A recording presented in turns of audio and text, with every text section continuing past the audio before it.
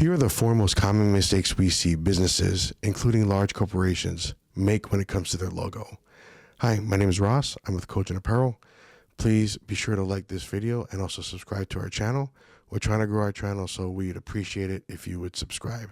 Now, when it comes to businesses and their logos, we see these four most common mistakes that you should try and avoid. And the first mistake we see is not having your logo in vector format. Vector format is a way for your logo to be detailed and crisp when it's small, like on a business card or on your website, or you can blow it up the size of a billboard and it will not lose its definition. This is different than a roster image, like a photo that you see in Photoshop, where when you take a photo and you start to expand it, it starts to become pixelated, so it loses its definition.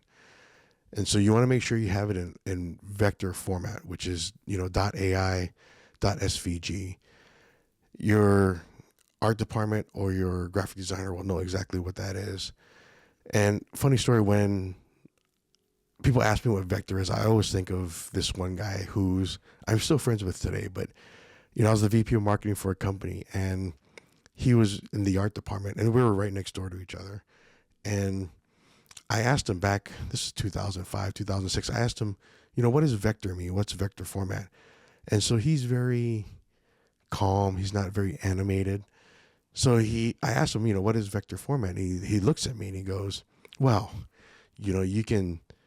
vector format means that you can take your logo and put it on the size of a business card or whatever, and you can blow it up to the size of a building, and it becomes really animated. Blow it up to the size of a building and put it on the size of a building, and it'll still look exactly the same. And so it's just a funny way for me to remember what vector is. And I use that, when someone asks me what vector is, that's exactly what I say too. It's something where, without getting too technical, it just basically means that you can, no matter what size it is, it'll still keep its detail, unlike a photo or roster image. And so that's something that you need to make sure you have. Talk to your art department, talk to your graphic designer. They'll know what vector is, and they'll provide that for you. Another thing you want to make sure that you tell them is to have the objects and the text, the fonts outlined. Because what happens is if you send us a Illustrator file and we open it up and we don't have your particular font of your logo, Illustrator is going to give us a warning that says, hey, you don't have this font. Would you like to substitute it with something closer? Now, most times that's probably okay, but when it comes to your logo, I'm sure you have a specific logo and look you have in mind. And so you want us to use your specific font. And so it's important that your graphic designer and your art department outline a version of your logo as well, so that you can send that out. And speaking of sending it out, make sure that whoever deals with people that may be needing your logo has access to that. So your marketing department, any kind of brand or outreach or community outreach department you have. I say this because we do a lot of partnerships with nonprofit organizations, and you ever seen those shirts where, it's the event on the front, and on the back there's a whole list of sponsors, and the sponsors all sprinkled all over. Thank you to our sponsors.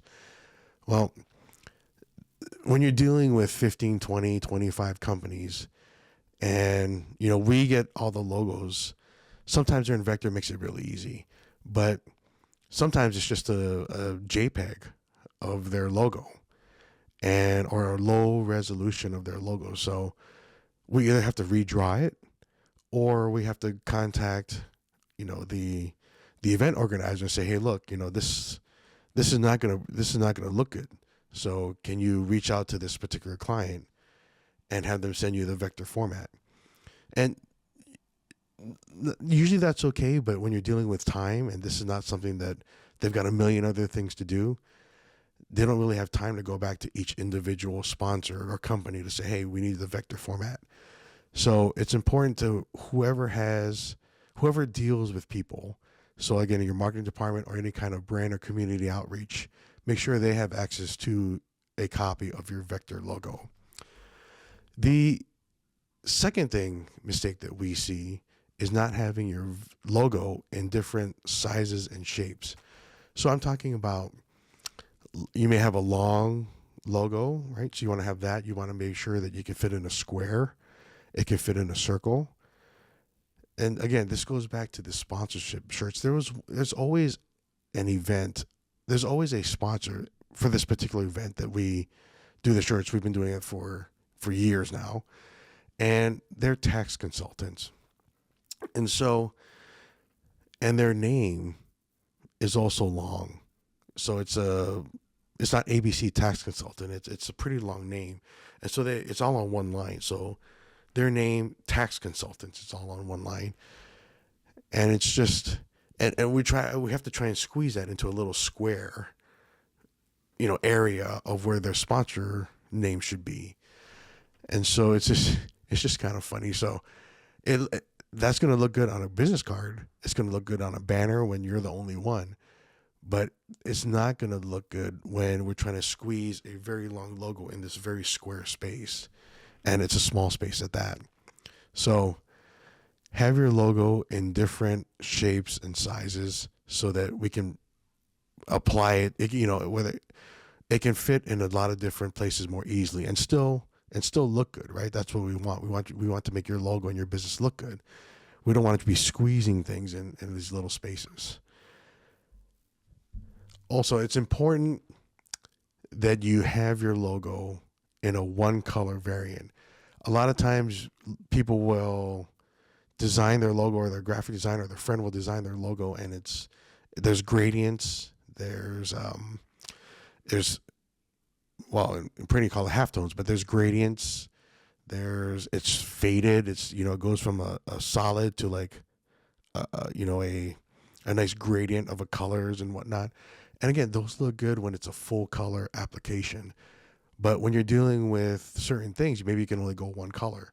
And so you want to make sure that you have a good one color version of your logo that you can hand out in case that need arises. All right.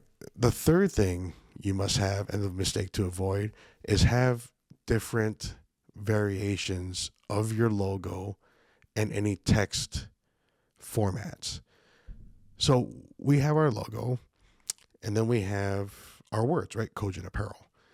And so we have different variations where it can fit in a square with just our logo only.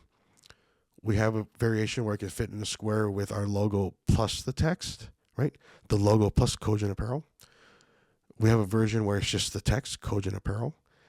And so you need to make sure that if you have a logo, like a graphic plus text, that you also work with your graphic designer to make sure you can fit these in both a square, a rectangular, and a tall version as well. You want to make sure that, you have a tall version of your logo, whether that's the graphic alone or a combination of your graphic plus your text. Okay, the fourth thing that you must have, and the mistake to avoid, is not having a good brand Bible. We're brand Bible people. Brand Bible is basically outlines the specifics of your logo. What font do you use? What are your colors? What specifications do you have for your logo? A lot of big corporations will have a brand Bible if you search for it online, and they'll list specific things, and it seems a little tedious, but it's really good. The main thing you want to make sure about that is you want to make sure that you have the colors that are associated with your logo in these different formats, and it's detailed and it's defined. So you want the hex, you want the RGB, you want the CMYK version of your colors, and you also want the PMS, right? PMS is the Pantone system, or the colors. And so if you send us your logo and say, hey, print this in, PMS 124, and so, or 147, right, which is like a yellow. So we know exactly, right? We have the same book, right? We just look it up, PMS 147. And so we know exactly which color to print it at. Same thing with your, your business cards, your collateral materials, all that stuff. You want to make sure that you have the color variant of the CMYK version of your logo all the same, so that no matter where it's printed, whether it's on a business card or a banner or a shirt or a hat or whatever it is, on your website, on your social media, on your YouTube videos, make sure that your color and your logo stay consistent. That's the 4 things that we see companies, even large corporations, mistakes that they make with their logo. So make sure to avoid any of those mistakes. If you have any questions about your logo or you need help converting it to vector or whatever, shoot us an email, kojentapparel@gmail.com. We'll be happy to take a look at it. And in the meantime, please like this video, and again, subscribe, hit the notification bell. We're trying to grow our channel, and we really appreciate you coming along with us for this journey. Thanks again, and we'll talk to you soon. I'll